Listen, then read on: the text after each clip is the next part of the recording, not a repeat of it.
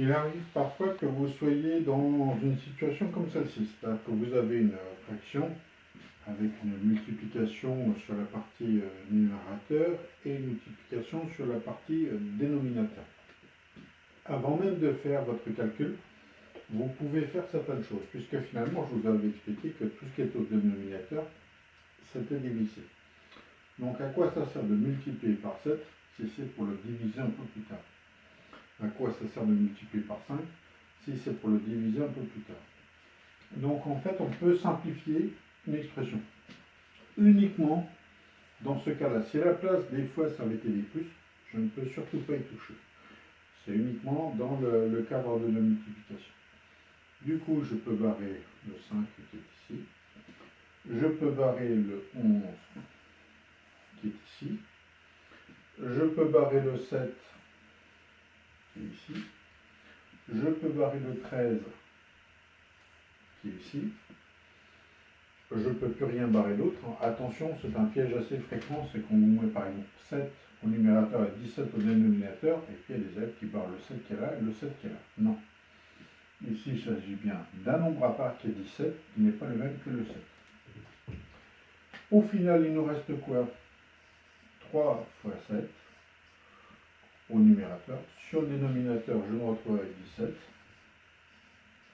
3 fois 7, 21. Sur 17. Cette fraction est irréductible, puisque 17 est un nombre premier. Il n'est pas dans la table de 21. Et vice-versa. Donc, j'ai quelque chose où je ne peux pas réduire, je ne peux pas aller plus loin. Donc, voici comment on fait pour simplifier une expression. Dans certains cas, on peut amener à faire notre propre découpage. Par exemple, si je vous mets 50 sur 75, par exemple. Là, j'ai choisi de quelque chose d'extrêmement facile.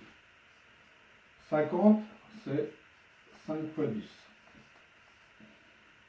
Et 75, je pourrais dire que c'est 3 fois 25, pareil. Je continue. 5, je le laisse, c'est un nombre premier, on l'avait vu. 10, c'est 2 fois 5. 3, je vais le garder.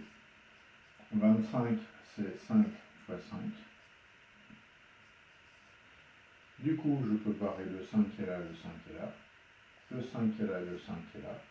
Il me reste quoi? 2 tiers. C'est un peu ce qui vous est demandé dans une feuille.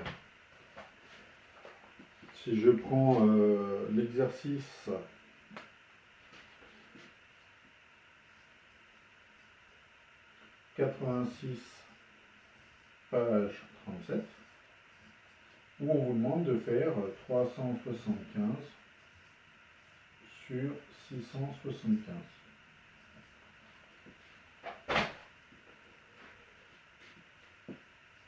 À vous de voir si vous maîtrisez certaines tables. À la rigueur, vous pouvez dire que déjà ils sont divisés par 5, puisqu'ils se terminent tous les deux par 5. Donc vous allez pouvoir dire que c'est 5 fois quelque chose et 5 fois autre chose. Et après, vous faites votre calcul. Ici, vous allez avoir 7. Et puis 5. Si ici je divise par 5, je vais avoir un 1,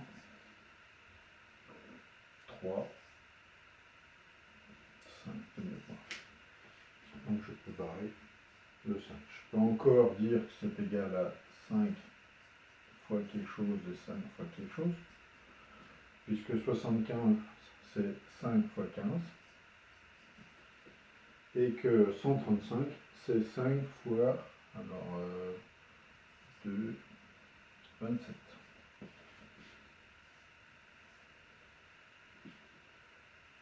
Et donc ça doit me donner 15 sur 27.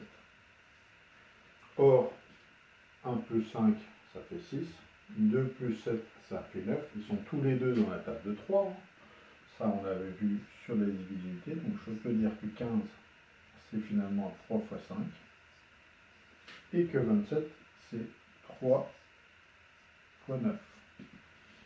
Je peux barrer les 3. Il me reste 5 neuvième. Voilà comment on fait pour simplifier certaines opérations.